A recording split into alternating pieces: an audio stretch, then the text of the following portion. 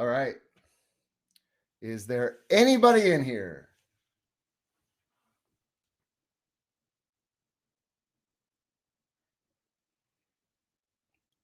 Anybody in the chat? Anybody? Anybody?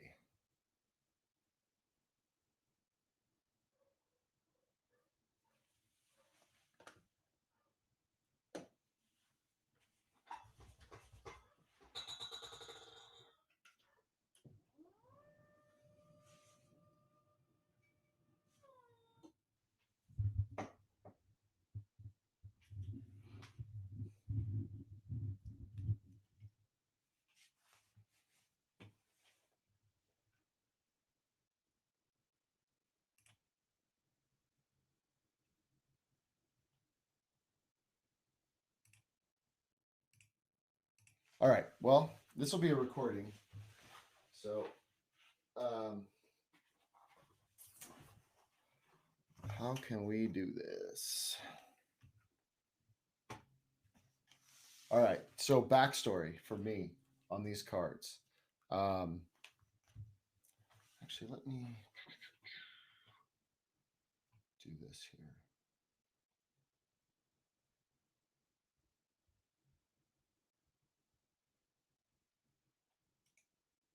All right. So, backstory on these cards is that a friend of mine wanted to get into Pokemon cards, and he wanted me to go in on a bundle. And I don't know, I just didn't know a lot about them, and they were expensive, and but it definitely piqued my interest. Oh, D-Lip, what's up, buddy? So I started, doing a lot of searching, and I just found another lot. I won't be too specific, but the way that I found these cards, I was searching for a misspelling. We'll put it that way. And this guy, he didn't really know a lot about the cards. He was really into silver coins. And he kept trying to sell me these silver coins. I was like, dude, I'm really like not interested in your coins. And he said that he got him in a storage unit, and he didn't really know anything about him. I do think he probably took him to a card grader or a card shop, and probably sold all the holographics. But because the photos he posted, they looked like there were some cards that ended up not being in this box. But anyway, I didn't really spend a lot of time digging through the box because I just kind of wanted to get in and get out. And I really played dumb, like pretended I didn't even know how to spell or pronounce Pikachu and all this stuff. So I would say it ended up those coins are second best anyway. Oh yeah, I told him the only type of coins I collect are Bitcoin. How's the volume? Volume's good. Can you hear me all right? So anyway, yeah. Start digging through them. I went through and with my brother and sleeved a bunch of them. I'm not sure what I'll end up getting graded, but we'll see here. Hopefully, maybe we'll get some comments here as time goes on. So I'll tilt this down here. All right. That's probably as good as it's going to get.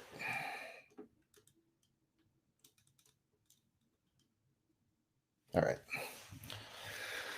Oops, sorry, Mom.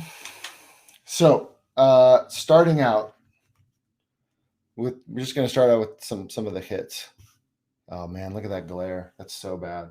Is that better? Yeah, maybe.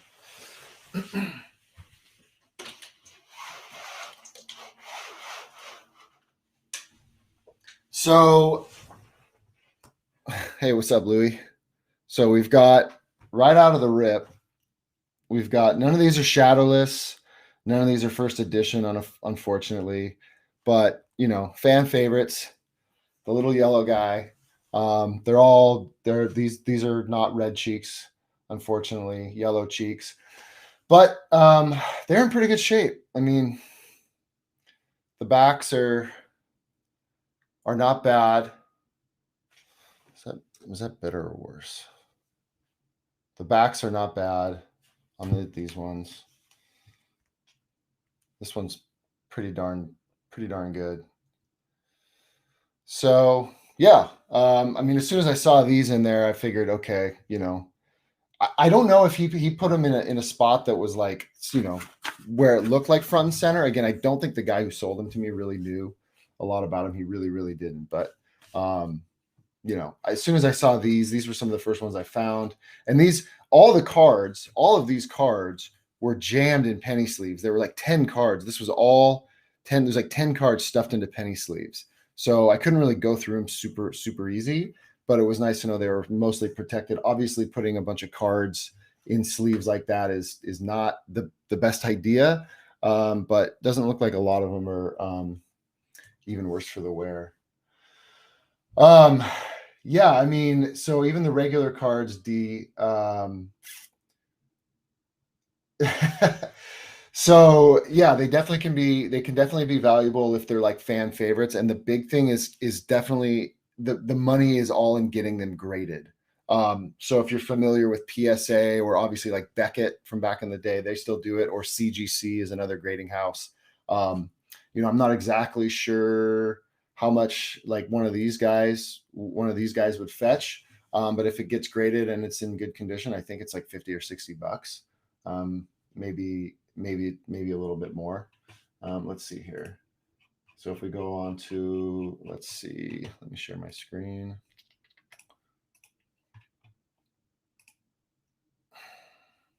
Yeah, so if we look at, like, if we go onto eBay and we just say,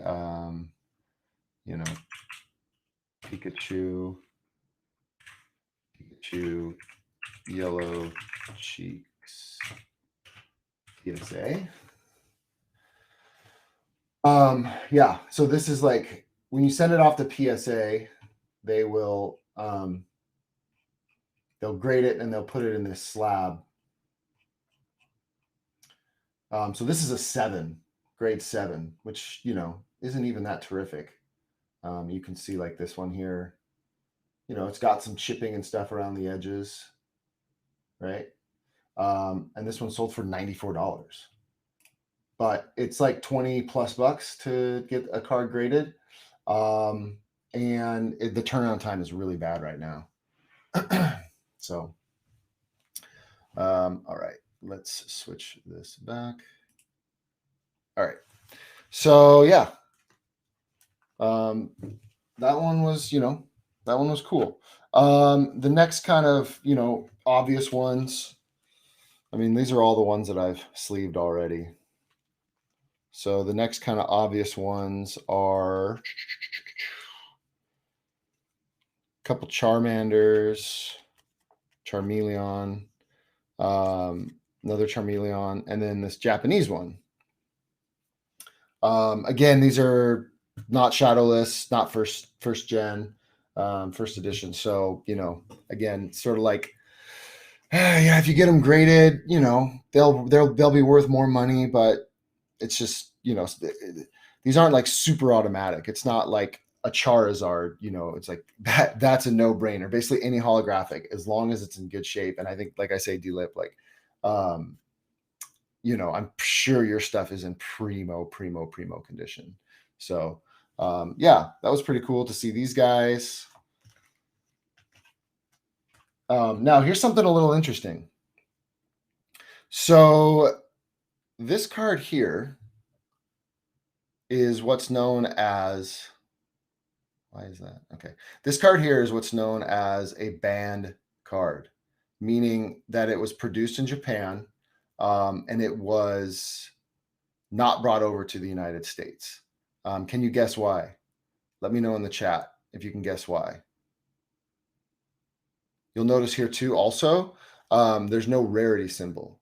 So that's kind of like unofficially Japanese first edition, because they printed them initially without a rarity symbol. It's not like a huge markup in price, but this is one that I've had a really hard time finding comps on, because it's the band, Jinx, and it's a gym card, and it's no rarity. I have not really been able to find comps at least for PSA graded on these ones. So I have 2 of those actually. Yeah. D, you got it right. Yep, blackface, 100%. Jinx's face is very, very much purple in the in the uh, in the U.S. stuff. Now, what's really interesting about these trainer cards is that is that better or worse? I think it's probably worse. What's really interesting about these trainer cards is that, and then here's another Japanese one. This one is also banned. But what's really interesting about them is they're not super desirable, but they are going up in desirability. And what's great is that because no one ever liked like the big downfall, like kind of the saddest part about a lot of these Pokemon cards is that they're pretty and they're for kids and kids like them and they're for a game. So, the Charizards and all the holographic ones, the ones you pull out and show to your friends, are always get banged up because they're the party favorites. The trainer cards, no one cares about. So all of these trainers I have are like damn near mint condition because they just stay there. No one, whoever wants to pull out a trainer card.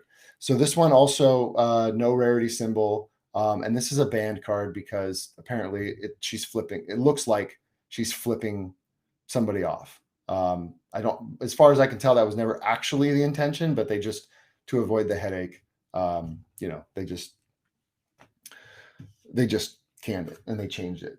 I also heard, I don't have this card, but there's actually a picture of Grimer looking up a girl's skirt. Let's see if I can get this one here. Yeah, so in the Japanese card, he is, here it is right here. So in the Japanese version, he is very much okay, cool. You can see he's very much looking up this girl's skirt. And then in the US version, he's just looking forward. So yeah, here's another. This is the last banned card that I have. And the only reason it's banned, you'll see this one does have the rarity symbol. The reason it's banned is because of the swastika. And a lot of people don't realize that the swastika is actually a Buddhist symbol. The Nazis kind of turned it and made it look a little different, but obviously just to avoid the backlash, they did not. I don't know what they did. They either didn't ship that one or they changed it or just took the swastika off. So, Japanese cards have better artwork in my opinion. Yeah, I mean, they are kind of visually more interesting and also they tend to be higher quality. Like they don't have, from what I've read, the Japanese cards don't have like the same issues with centering. I think it's just the standards or, I mean, I don't know. Let's just look at Japanese cars versus American cars. You tell me which ones are, more reliable, at least historically. So yeah, those are kind of some interesting ones that I'm still trying to fight my way through and figure out some comps on those. I'm not sure what they might be worth. And then as far as like the rest of those trainers, these are all the rest of the Japanese cards that I have. And these also are all missing the rarity stamp. Again, doesn't make it like the no rarity stamp, as far as I can tell, doesn't make it as valuable as like Shadowless or first gen or something like that, but first edition. But yeah, I mean, there's a handful of them in here, so definitely worth putting a sleeve on them and keeping them, and maybe getting them graded if Pokemon continues to go up in value and get popular. So I'm trying to fix that glare again. That's kind of the problem with these cards.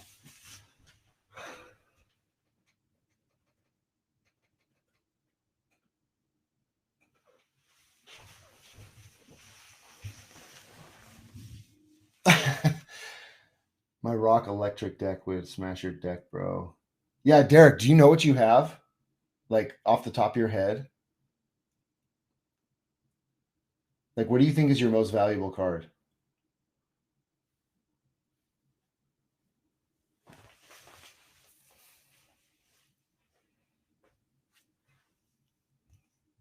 All right.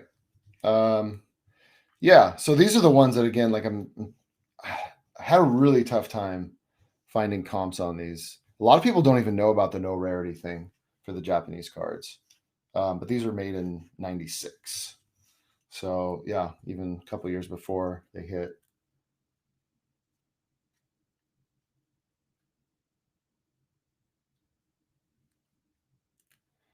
You have almost exclusively first edition. And do you have hollows? I told you, bro, you're rich. I mean, I already knew you were, but even more rich. Does he know? Does Evan know?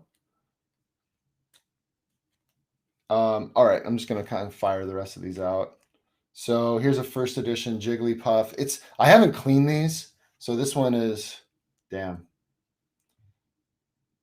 First edition Raichu. Yeah, so like this one's kind of gunked up. I don't know if you can see there's like some black stuff, but I think it should come off pretty easily with a microfiber. I've seen a few videos on how to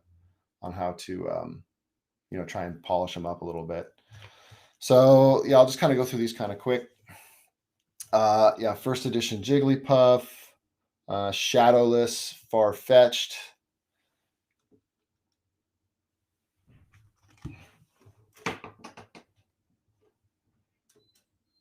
There we go. That's better.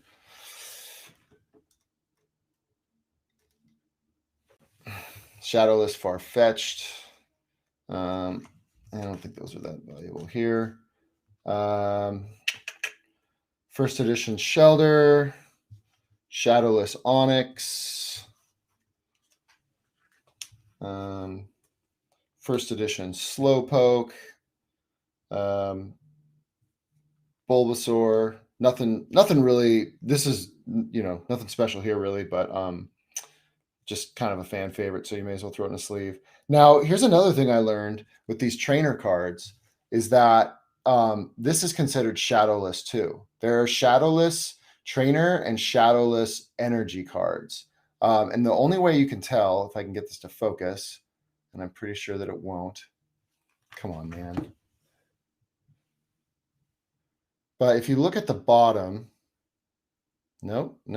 Okay. Well, if you look at the bottom of the trainer and the energy cards, if you see 4 dates, then that means it's shadowless. So if it says 96, sorry, if it says 95, 96, 98, and 99, then if it has the 1999 on it, then that means it's shadowless. If it doesn't, then that means it's not.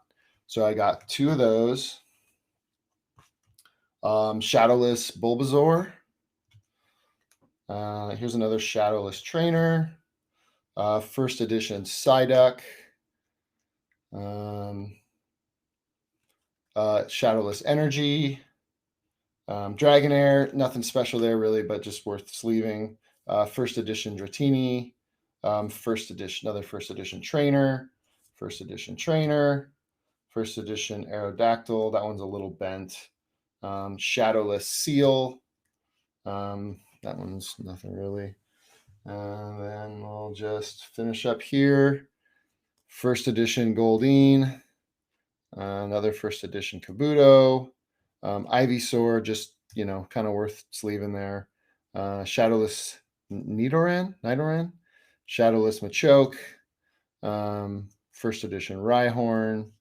First edition Horsey. First edition Krabby.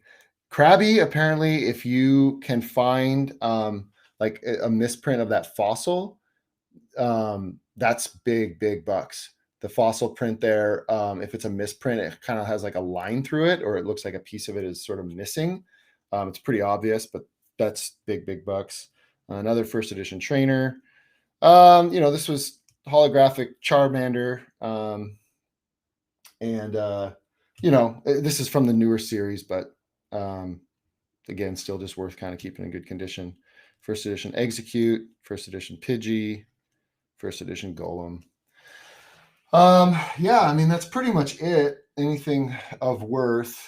And so like I said, I'm kind of in the, and then these are all, I mean, these are basically all energy cards, and then just a bunch of like regular stuff. still in good condition. I mean, may as well just keep them in a box and see what happens one day. Definitely not worth grading, but I'm kind of in this weird place with a lot of these. I'm in a weird place with a lot of these where it's like, I don't know what to get graded because stuff is, none of these are like, unless there's some of them are 10s or 9s, it's not very linear. You'll see like the price difference between a 9 and a 10. Even like a Charizard is like thousands and thousands and thousands of dollars, or like, if this card is a 10, it might be worth $150, but at a 9, it's like $60 or something. So I don't know. I might just take the most obvious ones and send those in for grading right now and see how it comes back. And maybe that will reflect, what I could expect out of the rest of the cards. I don't really know. It's my first time, but yeah. Anyway, oh yeah, the lot price was $100. $100. I tried to negotiate with the guy just to put on a face, but frankly, I couldn't get out of there fast enough. So yeah, so anyway, this will be a recording, and if anyone ever finds this and you got any ideas about some of these cards, and especially the Japanese stuff, the trainers, I'm like I said, I'm struggling to find prices on those, but that's pretty much it. So thanks to the few people who are watching. Appreciate it. D-Lip, yeah, definitely let me know what you find. I can bring you up to speed real quick. One of the joys of unemployment is being able to dive into this stuff full speed ahead. So, all right, that's it for me. Thanks, everybody.